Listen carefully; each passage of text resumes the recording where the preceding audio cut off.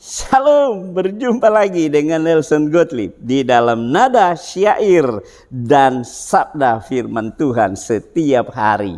Hari ini kita masih lanjut di dalam eksposisi kitab Roma dan saya membawa saudara untuk memuji Tuhan dari Kidung Anugerah nomor 90, Hidup Melayani.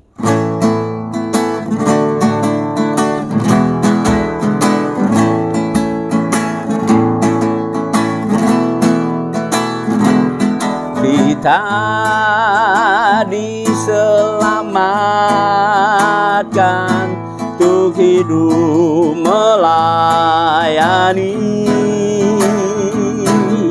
hidup bagi Kristus yang mati di Kalvari. Kumandangkan selamat bagi manusia. Kita diselamatkan untuk selamanya. Kita diselamatkan untuk muliakan Tuhan,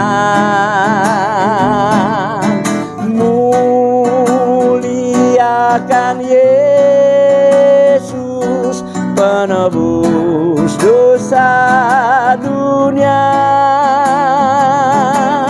dan beritakan Injil, kabar keselamatan. Kita diselamatkan untuk selamanya. Kita diselamatkan untuk selamanya.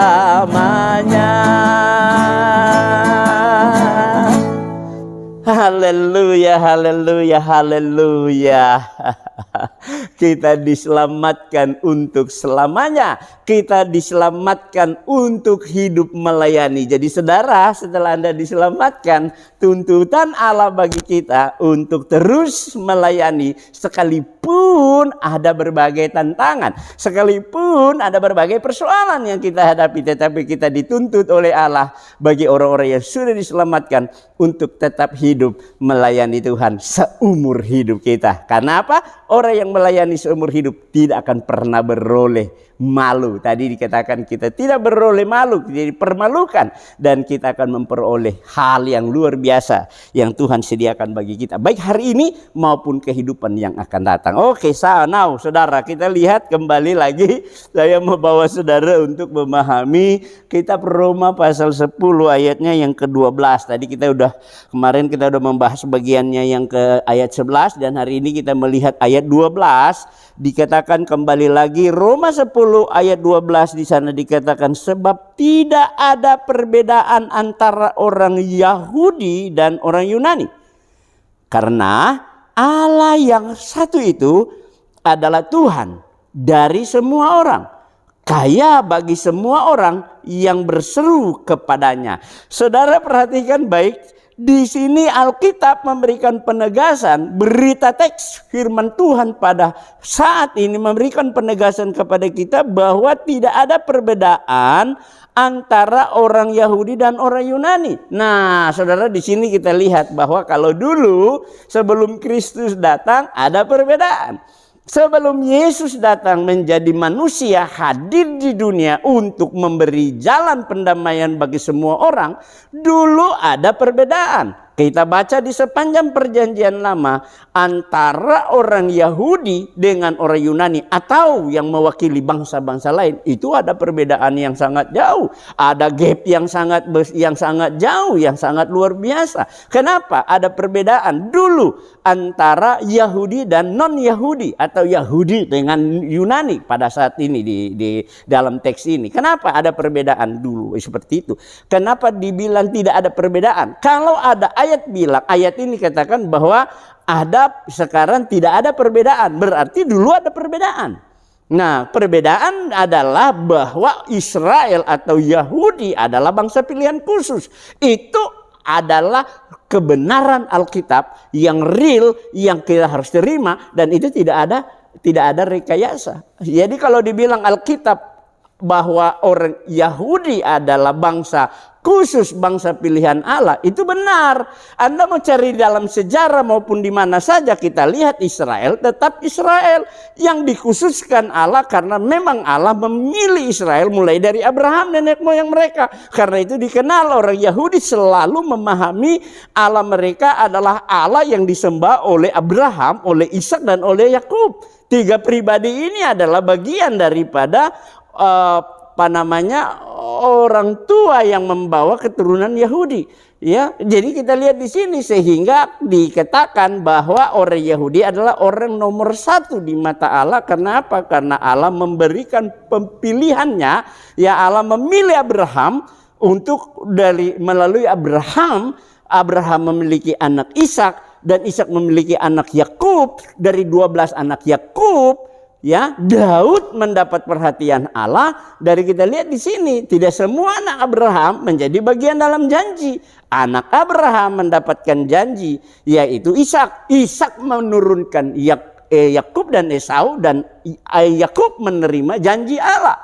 Allah menemui Yakub, dan Allah bergumul dengan Yakub bergumul dengan Allah, dan Yakub mendapatkan janji yang sama seperti yang dia berikan kepada Abraham dan kepada Ishak. Dan dari pergumulan Yakub dengan Allah, maka di sanalah kita lihat bahwa akhirnya Allah memberi janji bahwa keturunanmu, dan Yakub berubah nama menjadi Israel, dan dari keturunan Israel itu mereka akan menerima janji nenek moyang yang Allah berikan kepada Abraham.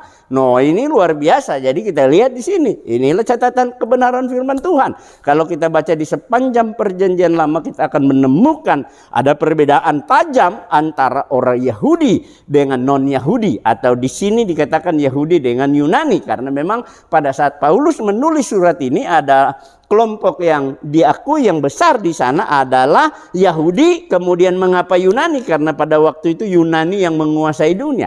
Nah, saudaraku yang kekasih di dalam Tuhan, kita melihat di sini sehingga Alkitab, ya, teks firman Tuhan memberikan ketegasan kepada kita setelah Kristus datang, setelah Kristus mati. Itu penjelasannya mulai dari pasal 1 kitab Roma. Saya sudah membahasnya dari pasal 1 sudah sampai di 40 sekian episode kita ini. Kita melihat bahwa saya sudah menjelaskan begitu detail bagaimana Kristus datang dan mengubah segala sesuatu yang tadinya ada perbedaan menjadi tidak ada perbedaan. Dengan Yesus mati di kayu salib, maka dia mati untuk semua orang. Yesus mati di kayu salib, dia tidak hanya mati bagi orang Yahudi saja, tetapi Kristus datang, dia mati karena dia mati untuk semua orang. Ketika Yesus datang sebagai manusia, memang dia datang dikhususkan kepada orang Yahudi saja, dan itu dicatat di dalam kitab Matius. Jelas Alkitab memberikan pembedaan itu, bahwa pada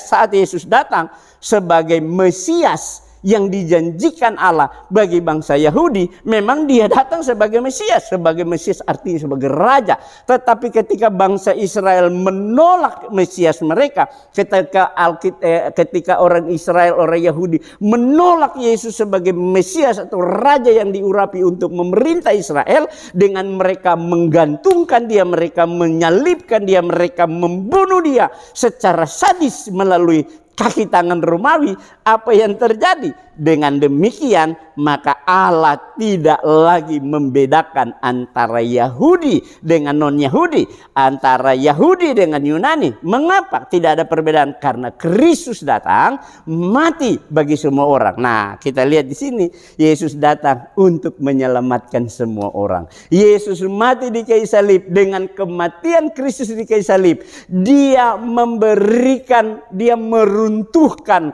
seluruh tembok-tembok pemisah, seluruh pembatasan-pembatasan antara Yahudi dengan non-Yahudi, karena memang kematian Kristus untuk seluruh dunia. kematian Kristus untuk menggenapkan janji Allah bagi wanita di Taman Eden yang jatuh dalam dosa bersama dengan pria yang namanya Adam itu. Mereka mendapatkan janji di sana lewat kutukan Allah bagi iblis bahwa keturunan perempuan ini akan meremukkan kepala iblis. Itu terjadi di kayu salib. Apa yang dijanjikan ribuan tahun di dalam peristiwa kejatuhan manusia terjawab, yang dijanjikan kemudian dinyatakan saat Kristus mati. Saat Kristus mati benar-benar kepala iblis diremukkan. Iblis sempat mematuk tumitnya, dan itu bicara dari Taman Eden, saudaraku yang kekasih. Kita lihat luar biasa sekali apa yang dibicarakan ribuan tahun sebelum peristiwa salib itu terjadi, dan ketika peristiwa salib itu terjadi maka tergenapilah apa yang difirmankan Allah pada saat Adam dan Hawa di Taman Eden bersama dengan iblis pada waktu mereka digodai dan mereka jatuh dalam dosa. Allah datang memberikan pemisahan antara manusia dengan iblis di dalam karya yang ingin menghancurkan, menjatuhkan, merusak, benar-benar memperrendakan manusia dengan menawarkan dosa kepada manusia. Tetapi oleh kehadiran Kristus semua kita memperoleh pembenaran oleh Allah ketika kita sungguh-sungguh percaya. Karena itu berita firman Tuhan hari ini tidak ada perbedaan antara Yahudi dengan Yunani, antara Yahudi dengan non-Yahudi. Mengapa? Karena kita disatukan di dalam Kristus yang disebut dengan tubuh Kristus. Setiap orang percaya kepada Yesus, dia disatukan di dalam tubuh Kristus. Kita menjadi anggota tubuh Yesus. Dari mana saja Anda datang, dari mana saja Anda berasal, dari mana saja Anda memiliki budaya, ketika saudara dan saya percaya, kita disusun di dalam tubuh Kristus menjadi satu tubuh, sehingga tidak ada lagi perbedaan antara Yahudi dan non-Yahudi, antara Yahudi dengan Yunani. Disitulah kemerdekaan yang kita miliki di dalam Kristus. Wow, luar biasa kebenaran firman Tuhan. Studi untuk memahami kebenaran Allah yang sungguh-sungguh jelas. Ketika kita dapat memahami dengan benar berita teks, maka kita bisa dapat memahami Allah dengan kuasanya yang dapat memberikan pembebasan bagi setiap orang, dan tidak ada lagi kelas-kelas, ya. Tidak ada klaster, Anda klaster ini, klaster itu, nggak ada lagi. Sekarang kita satu di dalam Kristus. Wow, luar biasa. Dia katakan di sini satu, ya. Pertama, tidak ada perbedaan antara orang Yahudi dan orang Yunani. Kemudian karena alasannya Allah adalah satu, ya. Allah adalah satu. Itu adalah Tuhan, ya. Allah yang adalah satu itu adalah Tuhan atas semua orang. Nah, ini dia problemnya, ya. Kita lihat disitulah nilainya. Mengapa kita tidak ada perbedaan? Karena Allah yang satu itu adalah Tuhan atas semua orang. Siapa saja yang mempercayainya sebagai Tuhan, maka dia akan disatukan di dalam Kristus dan kaya juga bagi semua orang. Wow, Allah kita bukan cuma Tuhan, Allah kita bukan cuma dapat menyatukan kita, tetapi dia juga adalah Allah yang kaya atas semua orang. Wow, luar biasa janji Tuhan ini. Dan bagi setiap orang yang sungguh-sungguh berseru kepada Dia, benar-benar Anda berseru kepada Tuhan, Anda memiliki Allah yang kaya, Allah yang berkuasa, Allah yang memberi jaminan hidup, Allah yang dapat menyatukan saudara dan saya, dan kita akan berjumpa dalam kemuliaan bersama dengan Tuhan dalam kesatuan tubuh Kristus. Wow, luar biasa. Terima kasih Tuhan buat firman-Nya yang diberikan kepada kita, sehingga dengan apa yang kita bisa pahami dari teks firman Tuhan, kita dapat hidupi dengan mempercayai Dia. Berjumpa lagi dengan saya besok pagi. Tuhan Yesus memberkatimu, Tuhan Yesus memberkati kita semua. Haleluya.